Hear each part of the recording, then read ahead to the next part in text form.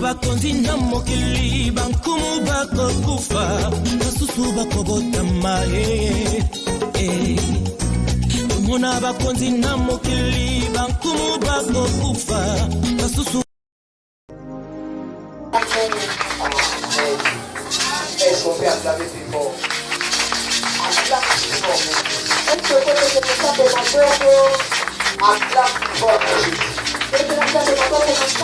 Lorsqu'on parle de l'acclamation, dans le langue de Dieu, on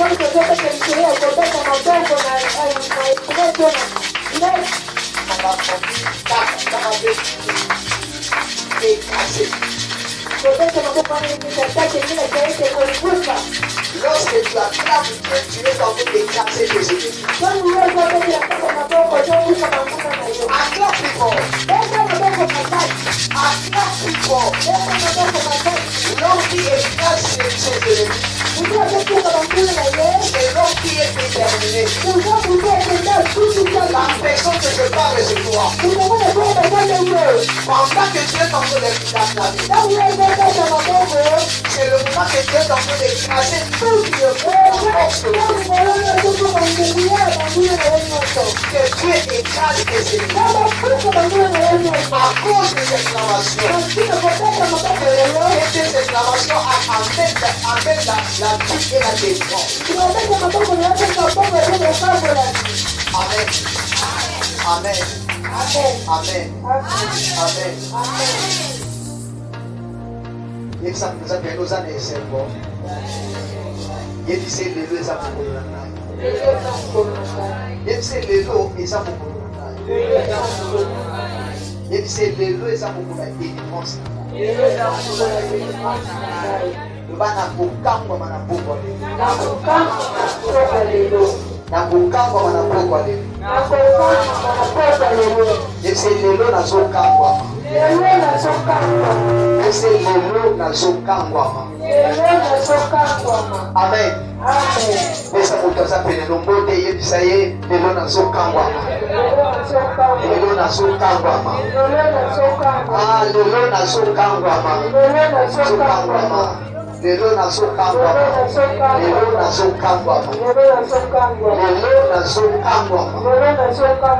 Amen. Si l'Éternel Dieu avait délivré Israël, Jésus-Christ descendra ce soir pour te délivrer. Jésus-Christ descendra pour te délivrer. Même si ta famille a été liée quelque part, le Dieu que je te parle, ce n'est pas un Dieu muet. Ce n'est pas un Dieu statique. C'est Dieu qui opère dans le surnaturel. C'est Dieu qui ouvre le chemin là où il n'y a pas de chemin. C'est Dieu qui descend la main. C'est Dieu qui donne l'argent là où l'homme ne peut pas te donner l'argent. Amen. Amen. Amen. Même si tu manques l'argent aujourd'hui, mais lorsque tu vas sortir ici, l'argent va te suivre. L'argent va te suivre. L'argent va te suivre. Même s'il y avait la loi d'instabilité, aujourd'hui l'instabilité va disparaître. L'Éternel Dieu va te donner la force. Dis avec moi, j'ai la foi. Encore j'ai la foi. Encore j'ai la foi. Encore j'ai la foi. Encore j'ai la foi. Amen. Amen. Et bien que tu me dis, Baba Mila. Amen. Amen. Amen. Et qu'on met Baba Mila. Sambadola. Abusila. Amen.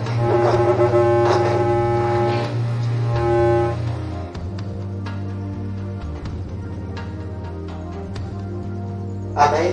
Amen. Nous avons la Mukanda, il y a 2 rois, chapitre 2 et chapitre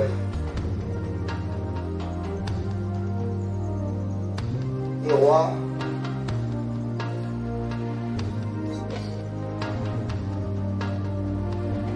Les rois chapitre 2,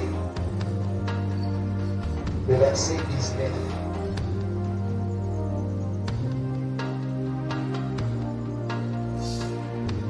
Le verset 19. Les rois 2, le verset 19. Je lis au nom de Jésus. Amen. Les gens de la ville dirent à Élisée, voici les jours de la ville est bon, comme le voit mon Seigneur. Mais les eaux sont mauvaises et le pays est stérile. Le pays est Stérile. la version d'Arville Walomi, la terre est stérile. La version d'Arville Walomi, la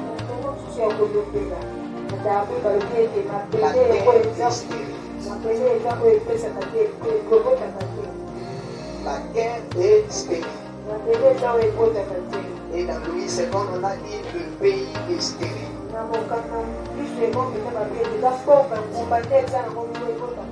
Amen. Aujourd'hui, je vais parler sur les combats de terre.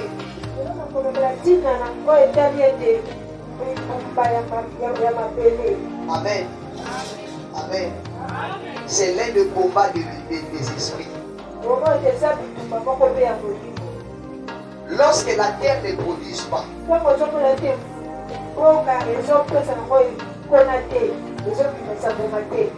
ça veut dire que dans le monde spirituel, il y a un esprit qui contrôle cette terre. Dans le livre de Josué chapitre 1, le verset 3 jusqu'à 8. Jusqu'à 8, la Bible dit quoi? Partout où tu fouleras les plans de Dieu, tu la prendras ça en possession. Pourquoi l'Éternel dit cela? L'Éternel savait que toute terre a un esprit. Toute terre a une loi. A une loi. Lorsqu'il y a la loi sur la terre, chaque loi a des informations. Il y a des terres qui ne produisent pas. Peut-être dans le monde spirituel, Dieu avait déjà mis quelque chose sur ton esprit. Si tu es béni, mais tant que la terre par laquelle que tu foules est maudite, ou la terre est stérile, tu chercheras l'argent et tu n'en trouveras pas. Tu chercheras le mariage et tu n'en trouveras pas. Il y a des terres qui conduisent des hommes dans la mauvaise chose, qui ressuscitent même des mauvais comportements. Amen. Amen. Terre. La terre est séparée dans le monde spirituel.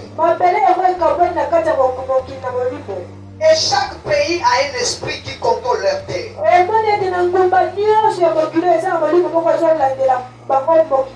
Et chaque famille dans leur coutume ou dans leur territoire ou dans leur tribu, il y a un esprit qui contrôle la terre.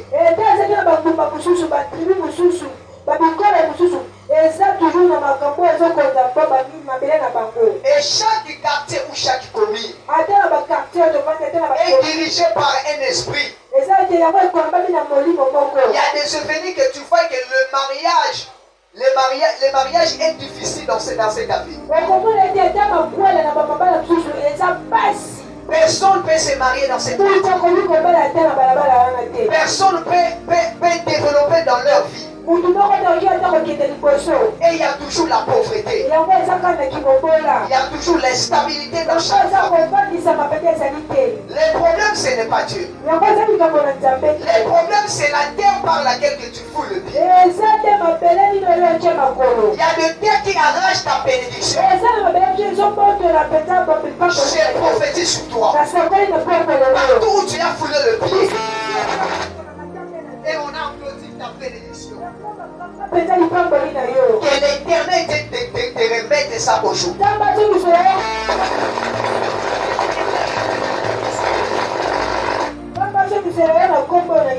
Aujourd'hui, tu ne sortiras pas avec la stabilité par laquelle que tu as marché pendant longtemps. Mais l'Éternel Dieu va te donner la possession sur chaque terre que tu vas piétiner. Si l'Éternel n'a pas donné la possession sur Josué, Josué ne pouvait pas dominer sur les adversaires. Amen. Il y a des gens qui maudissent des personnes à partir de la terre. Peut-être là où que tu vis, il y a de certaines personnes qui ont parlé mal sur cette terre. Et sur cette parcelle, personne peut aller plus loin. Personne ne peut se marier. Personne ne peut travailler. Personne ne peut étudier. Personne ne peut quitter ce pays. Parce qu'il y a une loi. Amen. Il y a même des parcelles que là où que tu vis, lorsque tu loues dans cette parcelle, même si tu avais la possibilité, même si tu vendais quelque chose, et tu vas constater que rien ne va marcher dans ta vie. Tu peux utiliser même les garanties. Et tes enfants peuvent commencer même à faire des koulouna. Et tes enfants peuvent devenir même des prostituées. Le problème, ce n'est pas toi. Quelle terre que tu foules? Est-ce que le parcelle par laquelle que tu vis là-bas, est-ce que cette terre-là, il y a une bénédiction? Si tu vis quelque part, tu vois que dans cette parcelle, personne n'évolue. Ne cherche pas les sorciers de ta famille. Quitte cette parcelle. Allez chercher une autre parcelle. Et l'Éternel Dieu va te bénir. Il y a des parcelles lorsque tu vis là-bas, ça peut amener la mort. Ça peut amener l'instabilité. Il y a des combats que tu peux résister. Si Dieu te donne l'accord de rester là-bas. Mais si tu n'as pas encore eu la révélation, j'aimerais dire à quelqu'un, après cette prière, va commencer à réfléchir là où que tu vis. Et dans cette parcelle, est-ce que les gens se marient? Est-ce que les gens travaillent? Est-ce que les gens étudient? Qui a beaucoup d'argent dans cette parcelle? Qui a acheté une voiture? Qui a acheté une parcelle? Parlez-vous. Si tu ne vois pas, les problèmes c'est terre. Les problèmes c'est la terre. Aujourd'hui, l'Éternel Dieu te donnera la possession. Te donnera la possession.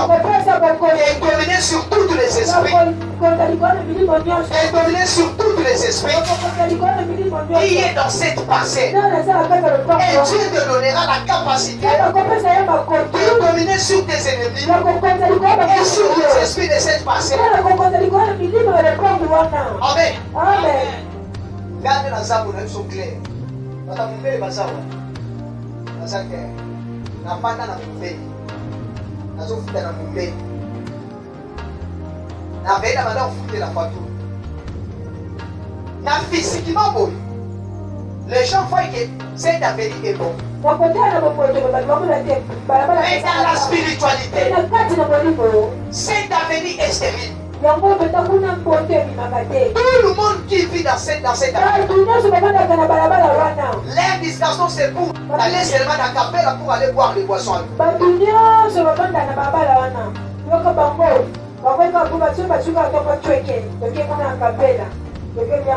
Et leur discussion, c'est clair. Il plaît.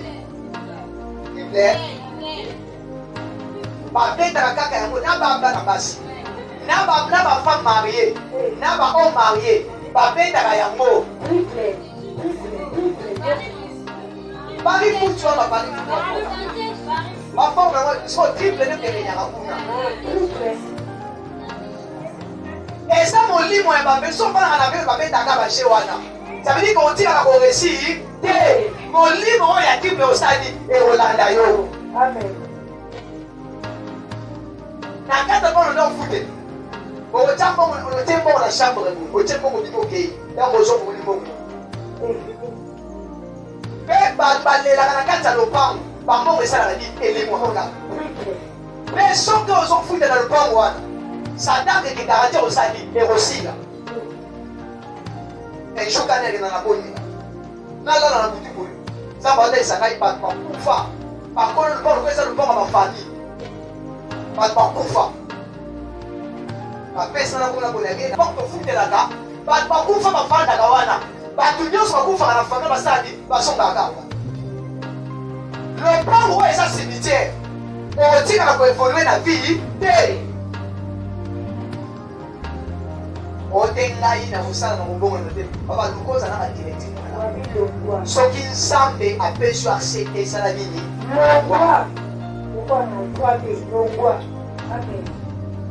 tu sais que dans le monde spirituel, on peut te choisir une maison pour aller louer là. Afin que tu n'évolues pas. Et tu passes ton temps là-bas. Je prophétise sur toi. Que Dieu ouvre tes yeux spirituels. Que tu fasses le combat qui est lié dans là où que tu vis. Si la terre ne produit pas, que Dieu te révèle. Et Dieu te donne la possibilité de quitter dans cette parcelle. Que s'il y a une humiliation qui est dans cette parcelle, que l'Éternel Dieu enlève l'humiliation. S'il y a une malédiction qui est dans cette parcelle, que l'Éternel Dieu enlève cette malédiction. Que si la terre ne produit pas, à partir d'aujourd'hui, que la terre commence à produire à travers toi. Que la terre commence à produire à travers toi.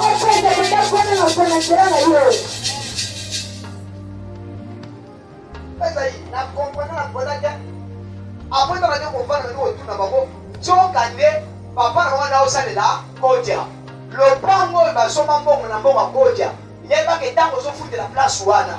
Ça donne que Bambo est dans le Baba de Olivier. Et l'homme a nous sommes venus à ma belle, son beau daté. Au moment où on a maraboué la place, on va beaucoup, par PC, par Mouki.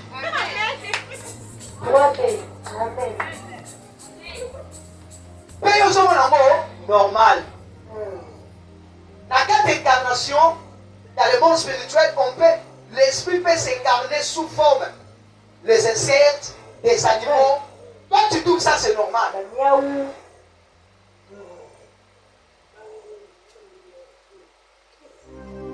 Soko bibi kuna, okobima ozimana nyongo, obimina nyongo soki. Oyeba que terre est ça qu'on produit. La première chose, tu auras la facilité de payer le loyer. Tu vas comprendre que Dieu va commencer à te donner l'argent. Mais s'il y a une instabilité sur cette terre, ça sera pour toi difficile de payer cette loyer. On peut prophétiser pour toi que tu seras grand. Mais si tu trouves dans une terre et la terre ne produit pas, ta prophétie peut se réaliser ou ne peut pas se réaliser. Si ta prophétie se réalise, ça veut dire que tu pries beaucoup et tu entres dans la profondeur. Il y a des terres qui découragent même les gens d'aller dans l'église. Il y a des terres qui amènent la prostitution. C'est tout d'abord à la madame. Pourtant, on a continué.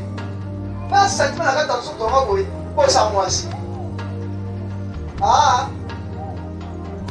Eh! Esprit! Pour faire la place des Arabes. Et ça, on va pas dans le mais depuis beaucoup de temps, on va pas Badumba. Bana basaka ba belija ba te banda bakoma koma bakiamba. Boko ba jambe. Bana basaka mayeli. Basaka na posa ke lobi pe bakoma batu. Me bana bana bakota ba dinga sous classe. Et ça, ma belle. Ma belle pour permettre que bana ba sete bako. Ma belle pour permettre que bana ba que se en prison. Ah, le bana boy yango. Le bana boy yango. Le bana boy yango. Le bana boy yango. Le bana na kombo na Yesu. Bana na ngai. Ngai moko. Lwa nyoso. Ya mabele. Ya bisika na banda. Ko banda lelo. Na buki yango. Na buki yango. Na kwesi yango. Lwa nyoso. Oye kaka kaba. Bake de liboso. Bake si na fite. Bamba la ke. Yesu abisana ke. Bakanga ke. Lelo. Na kwesi yango.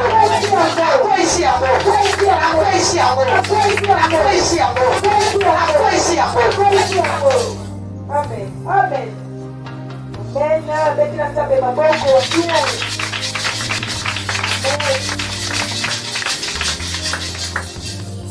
Yesu mzapelo ba pakonyoko na ngate. Pakonyoko na ngate. Loba na samu pa ena lupango wana. Na samu pa ena lupango wana. Na yake pona vive kiwa. Na yake pona vive kiwa. Na yake pona resi. Na yake pona resi. Na yake pona kende liboso. Na yake pona kende liboso. Na yake pona impacte. Na yake pona impacte. Na yake na vive ba yale. Na yake pona ba yale lupango. Loba na samu pa ya. Na samu pa ya. Kwa bonga kate. Na kata lupango place na sa. Na lupango place na sa. Ngai nakobonga. Ngai nakokende liboso. Ngai baproje na ngai ekosimba.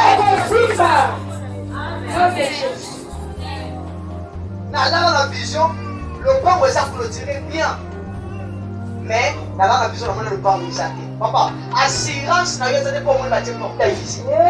Ma assurance eza so omoni portail physique spirituel. Soki dans le monde spirituel, portail c'est à kokanga et le met au côté. Mais soki dans le monde spirituel, portail c'est pour l'élé et le met au sani à kokota. Na mona banier ko bana banda na veni numéro 1. Tina suka banier a veni. Mais physiquement, banier ça. Instabilité niveau moko que même qu'on fout kaka ndaku ya septembre le réseau va être difficile. Mais na nyata le pont le pont la fouté là. On a fouté la pendant ce pont là. Quoi on a fond le fouté. Sauf que le pont de 15 déjà ça on va pas. Mais le pont voilà. Pour foutre barrière, pour qu'on batati le 5 et là c'est dans un pont beaucoup. Là, il y a que ce qui est stabilité et comment les comment et qui et comment la combien sur ta ministère. Et va les combien sur ta musala et va les combien ça mon bon na yo. Au moins na makambo esi ba te. Et ça famille ça m'appeler. Amen. Et ça m'appeler. Amen. Parce que ça y a dans l'espace quoi. Azam homme spirituel. Ça mais ça va délivrance sur ça des fois les canalisera d'ailleurs à délivrer yemoko. On sera capable de expliquer.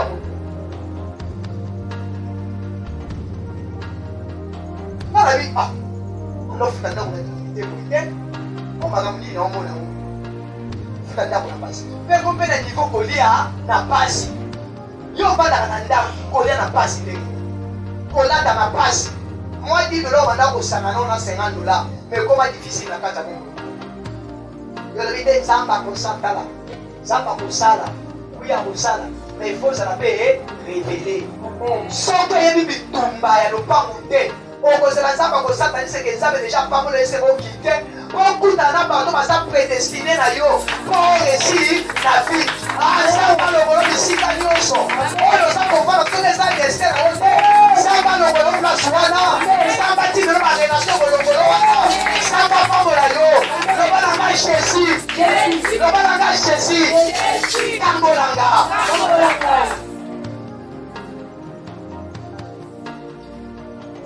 Papa, c'est une passage. Asa kozwa na nzambe te. Okokota ndako. Okosala ekombo na basi na kati ya nini? Na kati ya sala. Asa. Tokona bampuku ya mystique. Bampuku. Yo moni mpuku te mutu. Na biso ata tozala na ndako mpuku nyonso aza mpuku normal. Ndako bampuku eza debele évolution ezalaka te. Yo mpuku atia koka bambongo. Atia babilamba paso akopela libake kolia sous-vêtement na yo. Ke kolobi ote kana. Yo ba fongwa mamiso. Lesa mka pelo fongwa mamiso.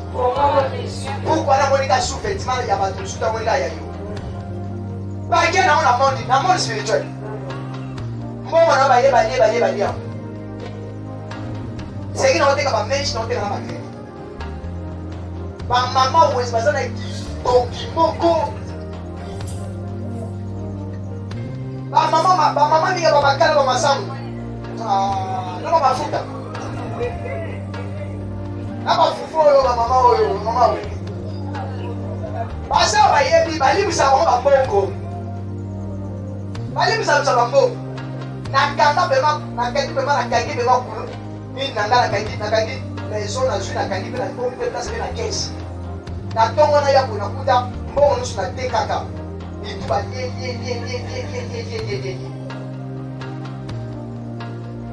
na ye na telle place kuka kote ni ezate na luki asate na binza na mbongo na yibate na pena so ba mbongo na ni musoma la kredi na mapesa ni so na la kisipe mama mwa doki ya madeso les amis Dala ya kolia masekite mbongo mama yeye alika na place ba bitu so ba chiffre wana aliye ya ba mbongo so sala ju la pena sina bonne na pena keso ba kredi na la kisipe ba mbongo la kredi ba mama kende na mwe ko yepeta mazo kenda pepo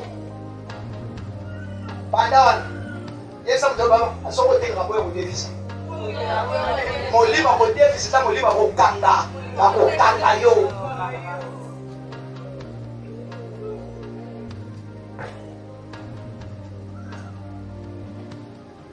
Dans la répétition de maman na sam. So na tika na sobeza mo crédit. Ata ba yebo maman maman nyongo ezate. Maman va là qui bloque après na zomba na tata ko bonne. Après depuis ce jour là, on lève le salement. On ça ma sécurité. Ma belle, ceux qui m'a belé mais la mbongo ko mela mbongo na yo. Peut-être au kanga ba bando na kata ndao. Peut-être que ça va douter. Moi, je suis là, et lui-moi, pour que tu aies pour ça, il y a quelqu'un qui est là. Quand tu es là, tu es so ko na kata lopango vandaka bampu ba ulendo makolo yeba ke bakenda na mpanzi na moko kata nzoto na yo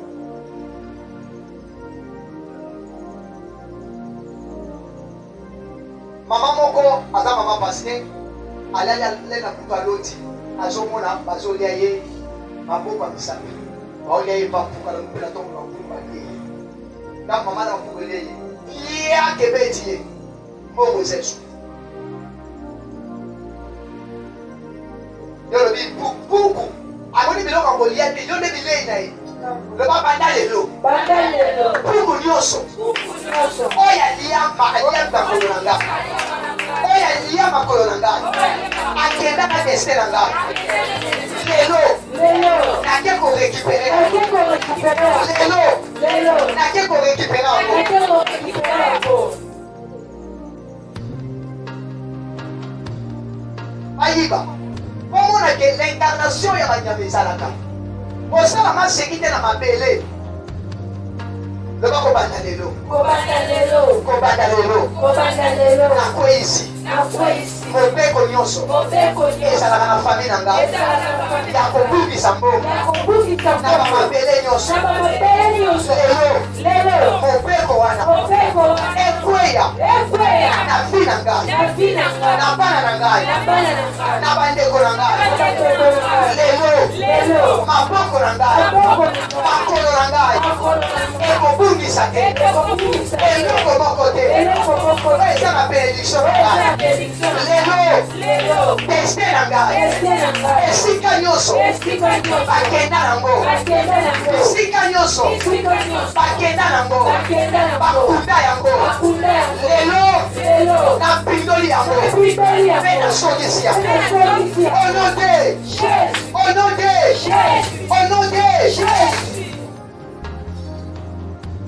molokosisa posuka baesprit ya mabele ezwaka accès lorsque na kati ya famille na bino eza mpe na baluwa moko mpe evanda wana nde baesprit wana ekopesa bango porte d'entrée mpo bayeba mpe lolenga kosalili ya kodomine mpe ya kozwa eloko eza kati na yo.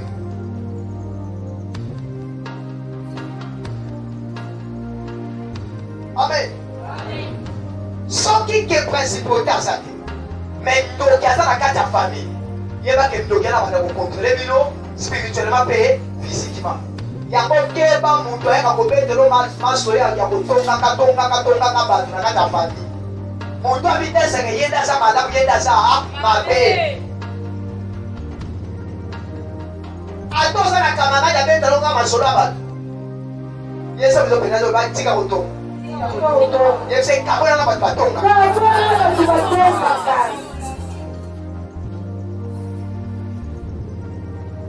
Amen. Amen. Amen.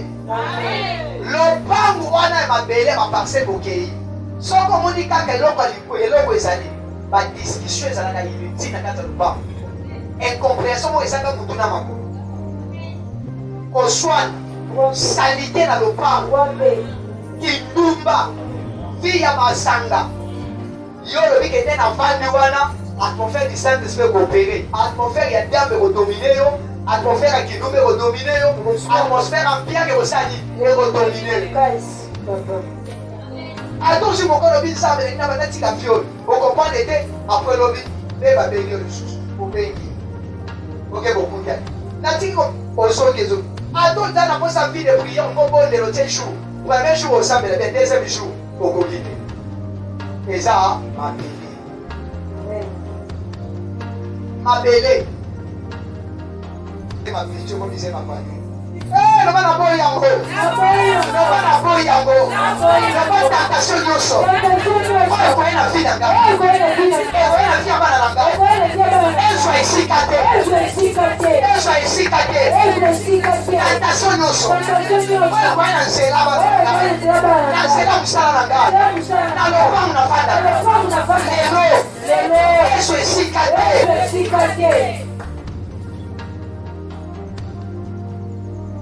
Ne pas m'appeler nyonso. Il y a réclamation. Oh, ils ont glissé la bande. Il y a impudicité. Il y a ivognerie. Lelo. Et kabonananga. Lelo. Et kabonananga. Banda ko bonde banda ko kabonanga yango.